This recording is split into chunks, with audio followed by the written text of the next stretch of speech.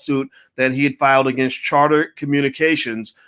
Charter Communications and Comcast were in Byron Allen's crosshairs. You might have seen this a couple years ago, and Byron threw a hissy fit about it. He was on the Breakfast Club. He did a great interview on the Breakfast Club.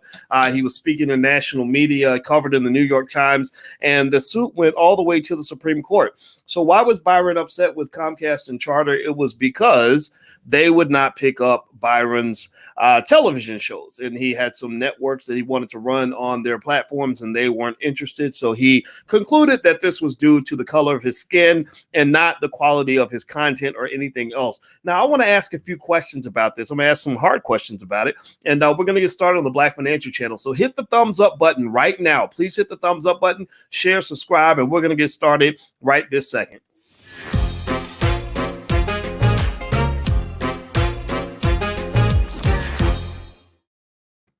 Hey, what's going on, guys? My name is Dr. Boyce Watkins. Welcome to the Black Financial Channel. That's theblackfinancialchannel.com. Today, I want to talk about Byron Allen. So I want to ask you guys, I want to start the day off with a yes or no question. Give me a yes or no in the chat if you were aware of the $20 billion or $10 billion or multi-billion-dollar lawsuit that Byron Allen filed against Charter and Comcast. And also, he even went after the Obama administration. He called out people like Al Sharpton and things like that, which I didn't. I'm not going to hate on that. I'm not hating on that at all. I thought that was great.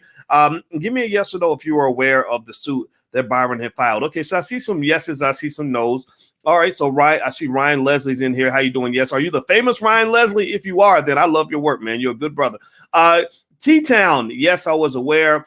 Pepiachi, I can't even pronounce that, says I heard about it. Okay, I see a few yeses, I see a couple no's. Let me give you a quick briefing. So for those of you who were not aware of what happened, this is very quickly. So basically, Byron filed a suit, a massive lawsuit against Comcast and Charter Communications, basically concluding that he felt that they were discriminating against him because they did not allow his company, Entertainment Studios, to run his shows on their network. And so because Byron had an issue with them, and he felt that it was a racial discrimination thing, and I'm not going to say that it wasn't. Y'all know white folks always going to be white. Byron, he went assalamu alaikum on them. You know, he went Malcolm X, Martin Luther King, Louis Farrakhan on them. He was out at the Supreme Court, had protesters out there. I don't know if y'all remember that, but it became a thing. He did a great interview on the Breakfast Club, lit it up on the Breakfast Club, and Byron really made his case. And I listened to that interview, and I listened to it in extreme detail.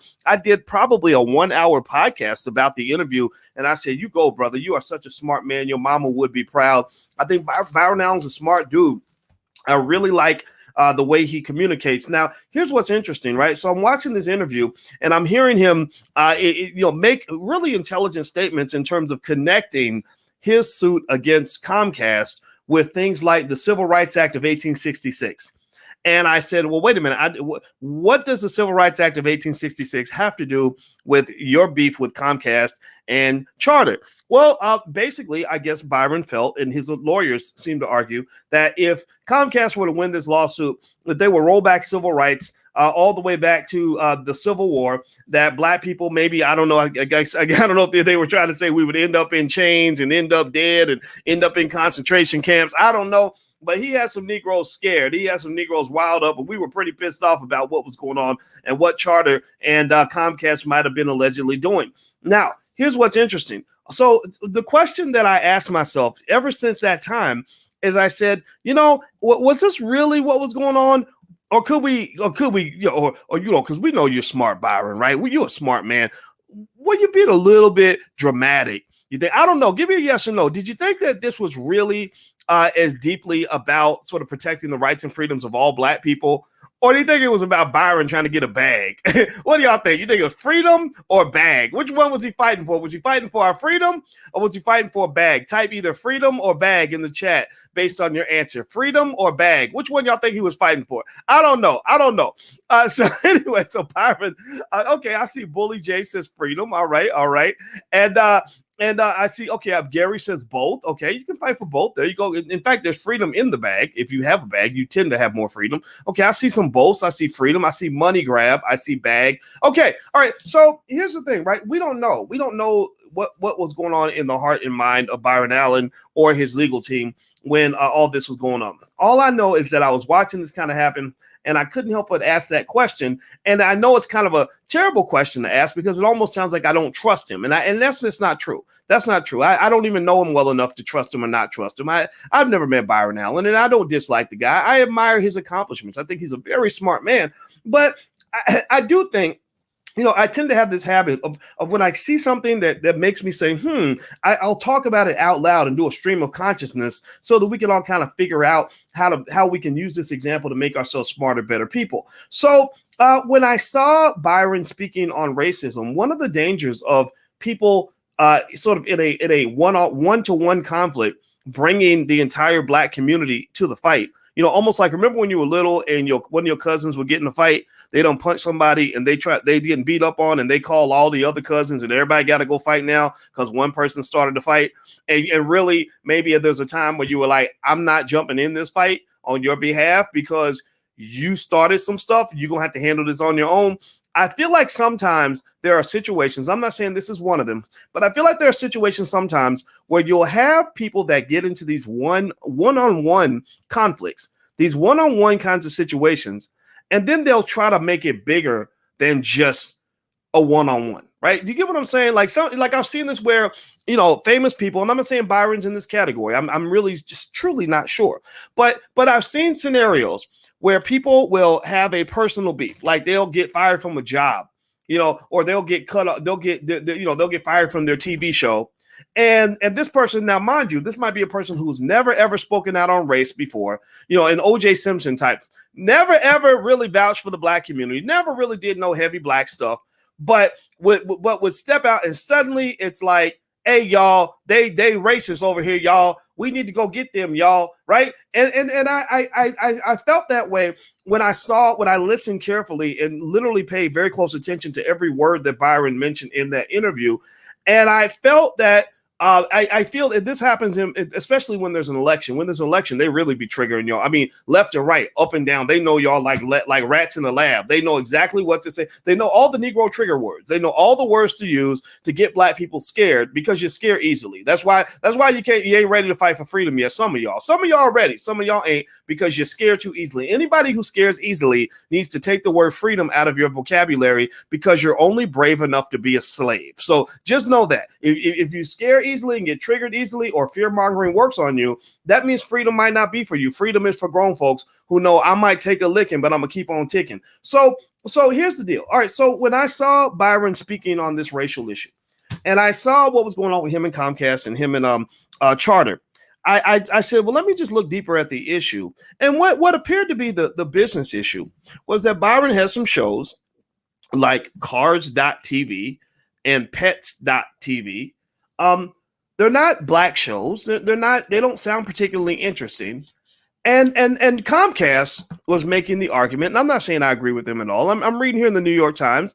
Comcast seemed to argue that basically he was using race as kind of a scapegoat. That he was, quote, according to a Comcast spokeswoman by the name of Sina Fitzmaurice. I can't pronounce white names that well, but I'm going to try. She said, we feel he resorted to frivolous litigation and name calling instead of business negotiations.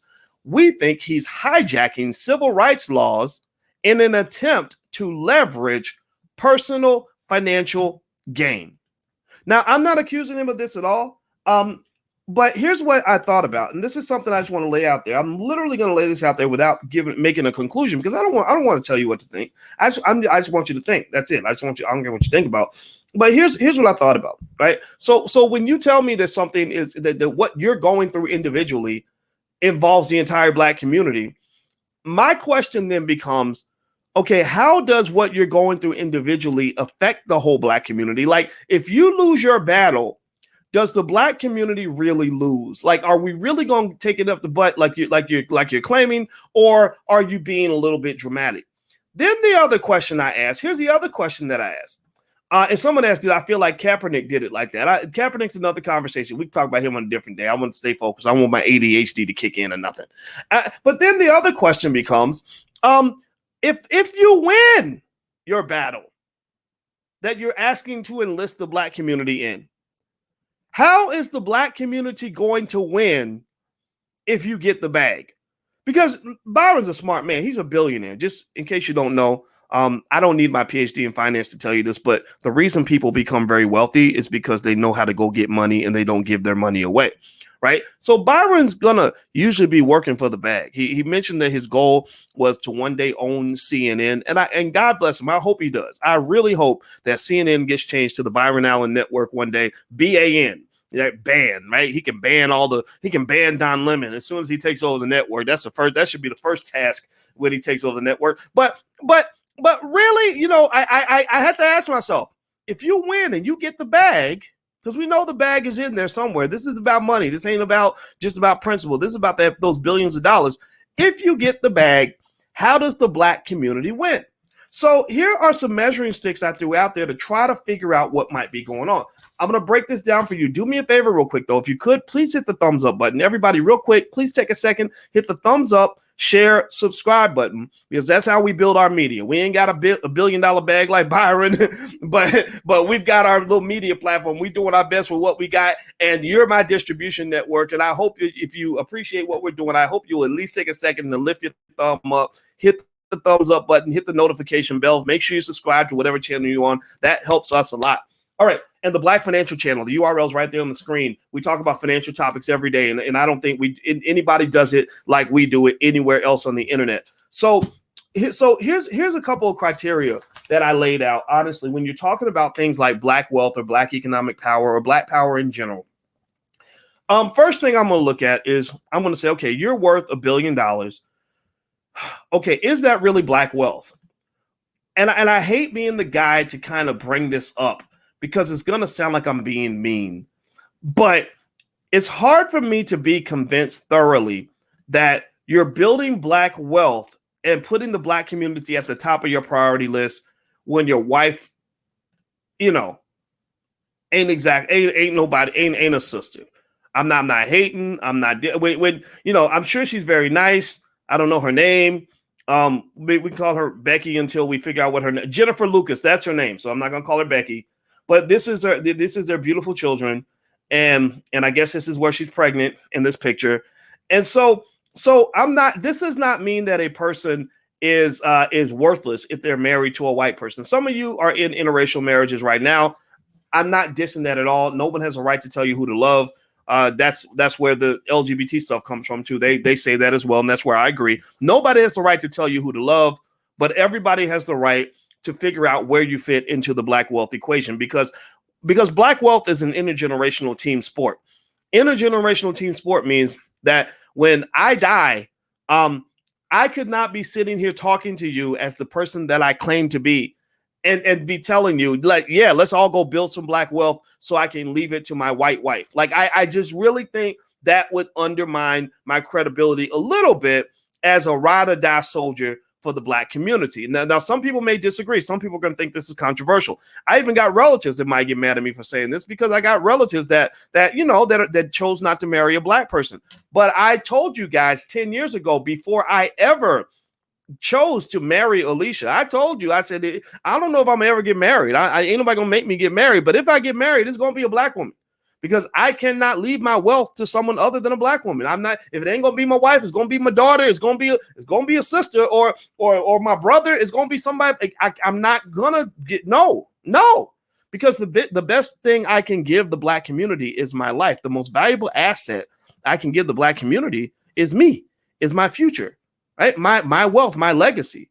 I can't just say, well, I'm gonna give $50,000 in charity to poor Black kids, but then I'm gonna leave the whole bag to the white woman. Like that's just not how it works. And it's a hard conversation because people think you're being mean, but I'm not being mean. I'm just being honest, right? So that's one thing I've seen people mention, and I think it's okay to mention that, and still simultaneously say that you think Byron Allen's a good dude. But I do believe that who you choose to marry does say something about what you value. This is just my bias. But I believe that I don't believe you can say, this is who I am, but who I chose to marry, who I chose to dedicate my life to, has nothing to do with what I value as a human being or how I identify as a Black man. I just don't believe that's true. Do you get what I'm saying? And I hope that I don't sound mean when I say this. But I think that's important to bring up. Moving on. The second thing that made me kind of wonder, and I'd love to just kind of get Byron's take on this. If somebody knows Byron, tell him he can come on the podcast. And if he comes on, I swear to God, I'm not going to attack him. I'm not going to do like Roland Martin did Ice Cube. I don't know if y'all saw Ice Cube went on Roland Martin's show. And I don't know what kind of sucker stuff he was on, but he was attacking Ice Cube and asking him detailed questions. Well, what about the legislation? What about the Biden bill? Well, in the Trump Platinum Plan, I was like, he's not a politician. He's just a black man trying to do the right thing for the black community. You should be too. Why are you grilling him like you sound like a Klansman, right? What is wrong with you? Like, just let the brother talk. So because at least somebody's trying to do something, which gets to my next point. Give me a yes or no. Byron Allen was extremely outspoken about racial issues. He was very radical toward black issues and issues related to racism when he was in the middle of his lawsuit with Comcast. Has anybody seen? I mean, we just lived through a whole election year, a pandemic, all kinds of chaos in the black community, people rioting in the streets. Have you seen Byron Allen be even 1/3 as active politically as he was when he was in that lawsuit with Comcast? Have you seen? Give me a yes or no. Have you seen, where he's popping up on CNN every week saying reparations now, black people need not even equality. Black people just want to have resources, like we need to demand something for our vote. Has anybody seen any of that anywhere? Even Bob Johnson from BET, God bless him. Y'all remember, even Bob Johnson stepped out and said, hey, it's time you need to write a $15 trillion check for reparations. Anybody remember that? And so I'm sitting there thinking, here's the thing. I will just say this. When Ice Cube was out there fighting by himself, he could have used some backup. I would imagine that having the backing of a prominent billionaire with access to a major media network would have helped the cause a little bit, don't you think? Don't you think? And I know Ice Cube, when I looked around and I said, okay, who's really jumping out here, saying, okay, I don't even know Ice Cube. I may not agree with everything, but I do agree with the general idea of black people getting something for our vote. How many people did that? You didn't see a lot of people doing that. And that's the thing that kind of freaked me out was I said, I'll be damned. You're Ice Cube, man. Like, I know you got a lot of celebrity friends. Everybody knows Ice Cube. Everybody remembers, it was once said by a man who couldn't quit. Like, everybody knows Ice Cube. He started this gangster shit, right? Ice Cube is like legendary. And I'm like, and it seems like you'd have an army of celebrities that are echoing your call for reparation support resources to the black community. It ain't like they don't know that black people are owed something. It's not like you can debate that. That's not debatable anymore. It's almost like climate change. Like you can't debate that the polar ice caps aren't melting. That debate is over. Just like you cannot debate reparations anymore. You can't argue that somehow black people are not owed trillions of dollars for what we went through during slavery. So the only way you are not involved in that conversation in a specific way is if you are choosing to selectively forget. If you've decided that somehow it doesn't benefit you to put the black community first. So even when we come in here and we always start off every conversation the same way, we say hashtag B1, black first, B1, black first. Why is that such a radical concept? Why is it so radical to put the black community first? I guess it must be because everyone is used to the black community coming last, including black people.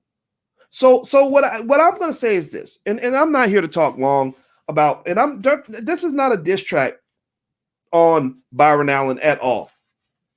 But I can't help but observe that all this racial energy, all this talk, all this racism talk was real heavy when you were in that lawsuit with Comcast and Charter trying to get that bag, trying to get your shows on the network.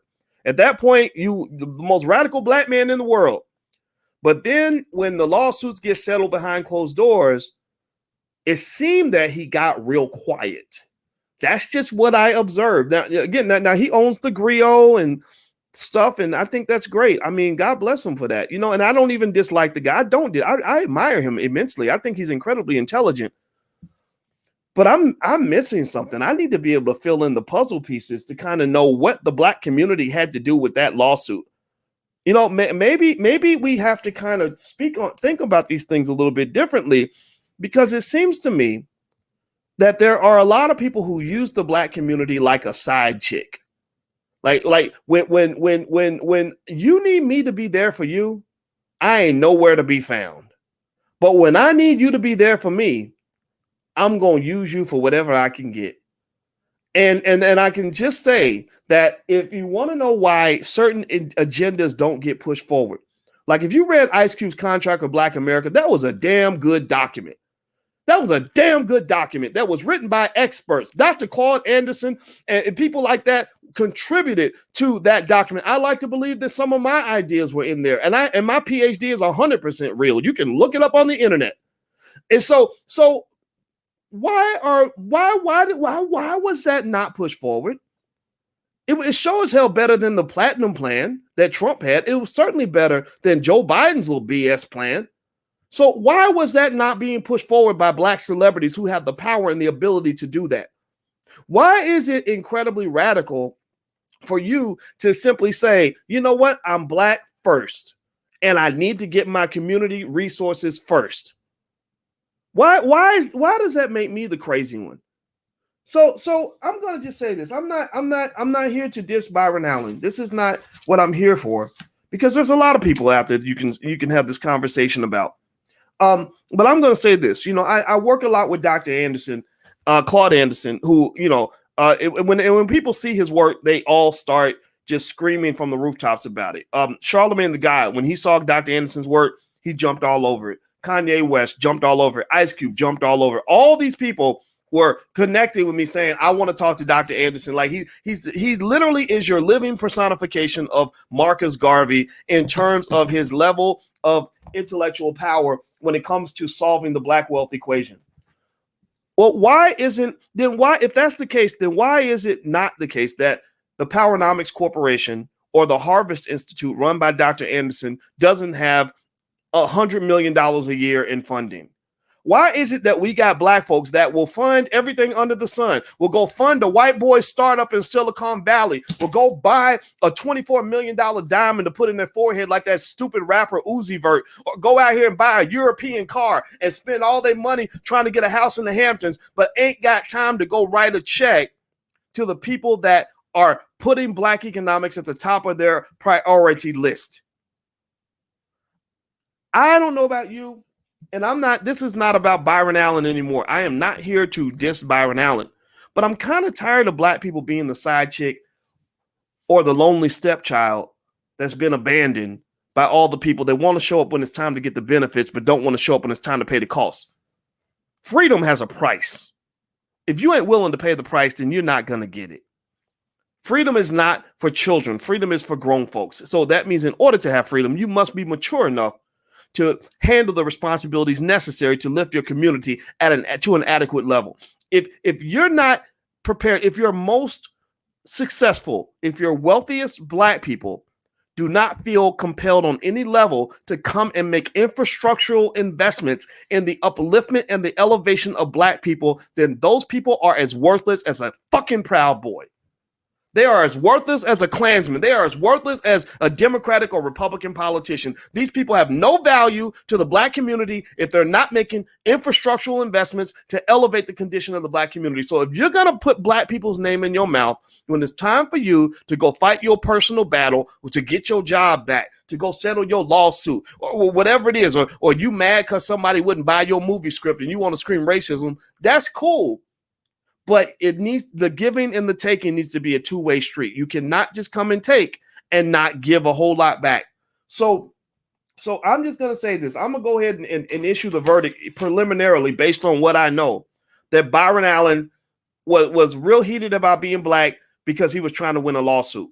I did not get the impression that this is his normal state of affairs. I did not get the impression that he wakes up every morning with black power on his lips. I think that when you calculate the fact that all that billions of dollars in wealth it's not going to be left to a black woman. It's going to be left to this lady. I don't even know this. She might be a very nice lady, but she ain't a sister. I know a lot of great sisters that would put that wealth right back into the community. So I really think that the burden of proof is on anybody who wants to run and say, look at how bad white folks are treating me, and then get the black community to back them.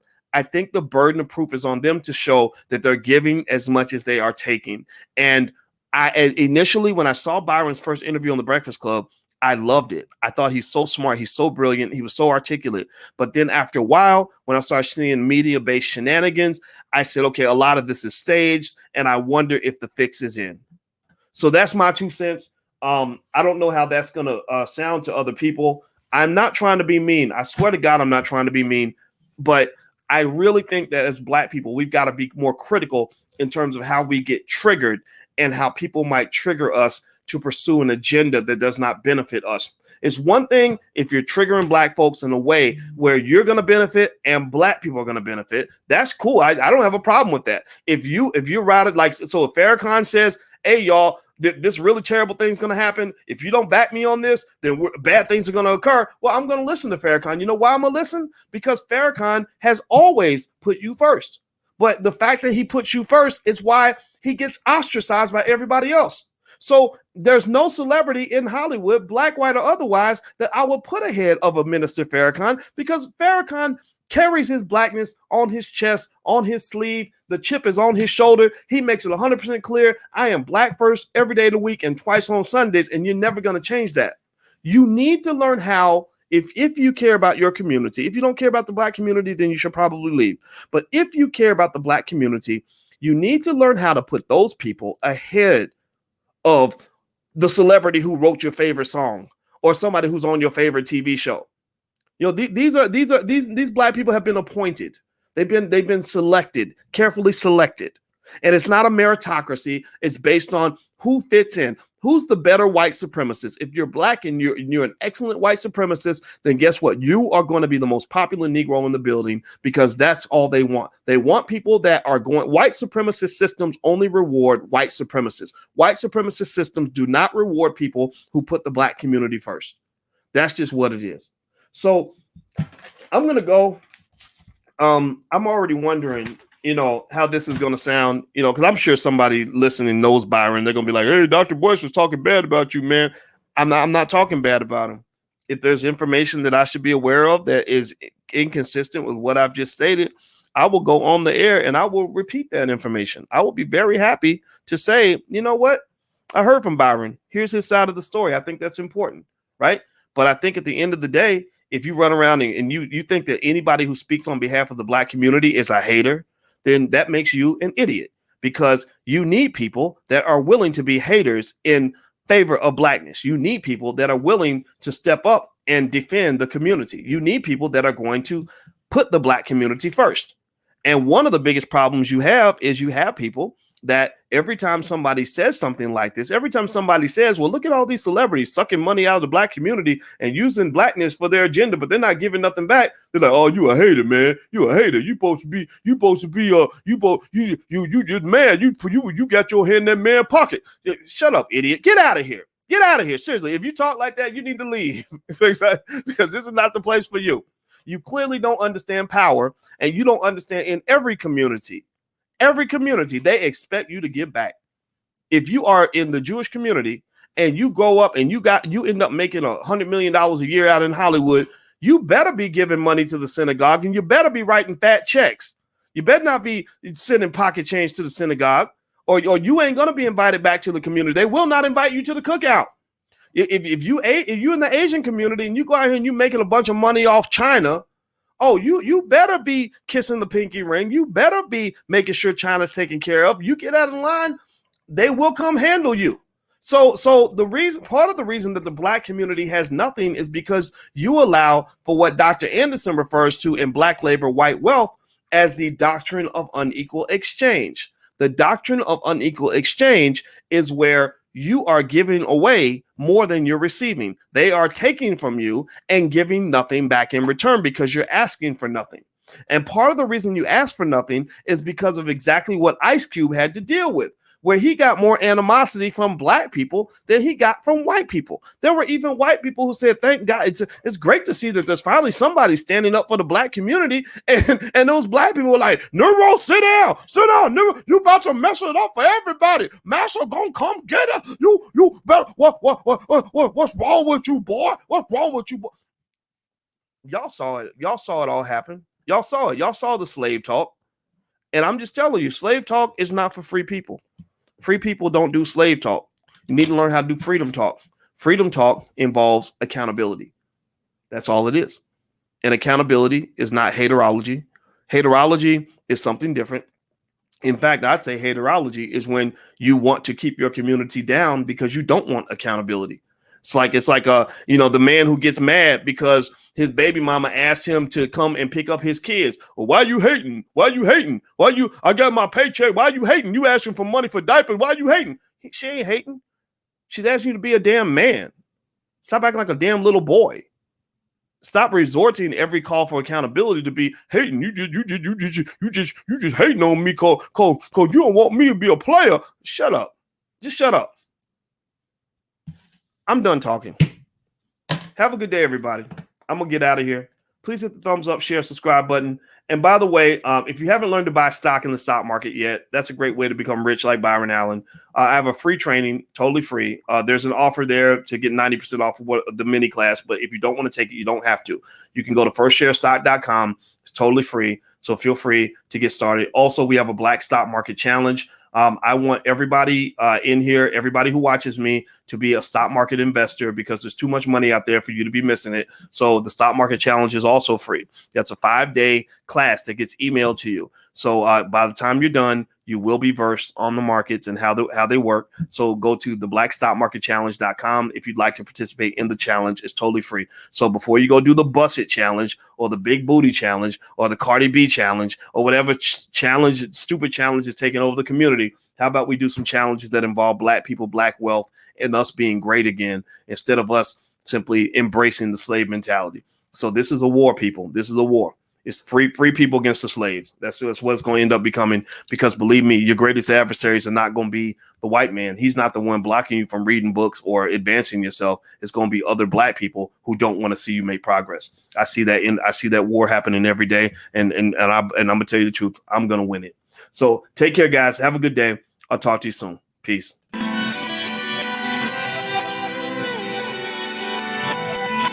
Here we are, clan the isms, cataclysm, great. Our people out here struggling, trying to make it in this state. Everybody out here doing it, but we the ones too late. Now family, we the ones who gotta delegate. Get that money in the power, never be fake. Stick to cosign for 3. What did he say? Create jobs, support our own. Educate the same and buy back your home. Got 3 degrees, triple 10. 3 PhDs, now we on the CNN. DBTV, let's talk about negligence. Ignorance is bliss, but we can turn it to intelligence. Believe none of what you hear, half of what you see. Let's break it down.